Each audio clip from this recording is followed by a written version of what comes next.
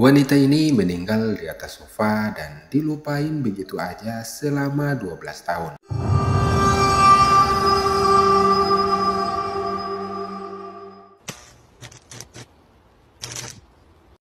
Oke teman-teman, di episode kali ini saya akan menceritakan salah satu kisah yang cukup lumayan tragis yang dialami oleh salah satu perempuan yang bernama Lassey Fletcher yang meninggal di atas sofa sampai membusuk.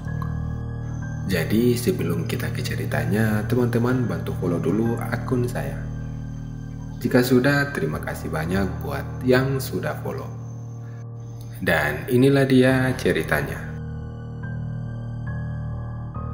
Lassey Fletcher adalah nama yang mungkin tidak dikenal banyak orang.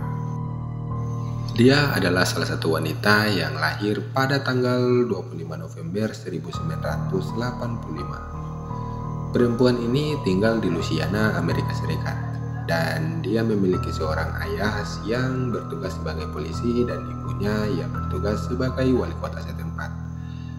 Dan kita bisa simpulkan bahwa mereka ini adalah keluarga yang lumayan mapan.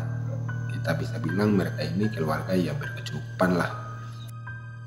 Mereka ini tinggal di salah satu pemukiman yang bisa dibilang sepi penduduk. Karena jarak antar tetangga satu dengan yang lainnya itu cukup lumayan jauh, yaitu bisa mencapai kilometer teman-teman. Mereka juga memiliki tanah yang lumayan luas di antara pemukiman-pemukiman lainnya. Saat menjelang masa remaja, perempuan ini tidak begitu menyukai dengan keramaian. Itu bisa dilihat karena dia sering menjauh dari teman-teman sekolahnya. Yang bisa dibilang dia ini adalah perempuan yang lumayan introvert gitu teman-teman. Akhirnya dia pun memilih belajar di rumah, atau kita bisa bilang homeschooling gitu teman-teman. Sebelumnya perempuan ini awalnya normal-normal aja tuh, karena kita bisa lihat dia itu aktif di salah satu grup voli yang ada di sekolahnya. Namun sesuatu tragis yang terjadi pada dirinya. Perempuan ini menderita fobia sosial yang diakibatkan oleh spektrum autisme yang dideritanya. Meskipun ia sempat menjalani terapi selama 3 tahun, kondisinya malah semakin memburuk, bukannya semakin membaik. Nah, di sini psikiaternya itu menyuruh dia buat merawat dirinya di rumah sakit aja. Tapi dia malah menolak mentah-mentah saran dari psikiater tersebut dengan beralibi bahwa ia pengen dirawat di rumah saja atau isolasi dirinya di rumah saja. Nggak mau dibawa kemana-mana atau di rumah sakit gitu teman-teman. Dan selama dia di rumah, ada tetangga yang lihat gadis ini dan mengatakan bahwa dia terlihat sangat kurus dan sempat latihan angkat dumbbell gitu teman-teman, di halaman salah satu rumahnya. Namun setelah itu gadis ini sudah terlihat lagi, alias menghilang entah kemana, kata tetangganya. Dan dia pertama kali ditemukan dengan keadaan yang sangat mengenaskan itu adalah gara-gara si ibu dari gadis ini menelpon 911 pada tanggal 18 Januari 2022. Ketika petugas ini datang ke rumah mereka, polisi ini sangat shock karena melihat pemandangan yang tidak biasa. Gimana enggak? Perempuan ini yang diduga menderita sindrom penjara ini baring di salah satu sofa dengan keadaan sofanya yang sudah rusak total. Dan mohon maaf, kotoran dan kencingnya itu sudah bercampur aduk sama sofa yang ia duduki. Bahkan lebih parahnya lagi, ia didiagnosis atau terinfeksi oleh virus COVID-19. Waduh. Sindrom penjara ini adalah kondisi yang membuat penderitanya ini hampir lumpuh teman-teman. Tanpa ada kemampuan untuk berbicara, bergerak meskipun mentalnya itu utuh. Jadi dia ini hanya bisa menggerakkan matanya saja. Dan lebih mengerikannya lagi, kondisi tubuhnya itu sudah bergabung dengan sofa. Bayangin aja tuh, tubuh yang ia miliki sudah tergabung dengan sofa yang ia tiduri. Udah berapa lama tuh kira-kira? Dan di tubuhnya juga diselimuti larva dan banyak sekali kotoran-kotoran gitu teman-teman. Bahkan rambutnya itu sampai ada loh kotoran hewan dari tikus. Tapi yang bikin heran tuh ibu sama bapaknya ini.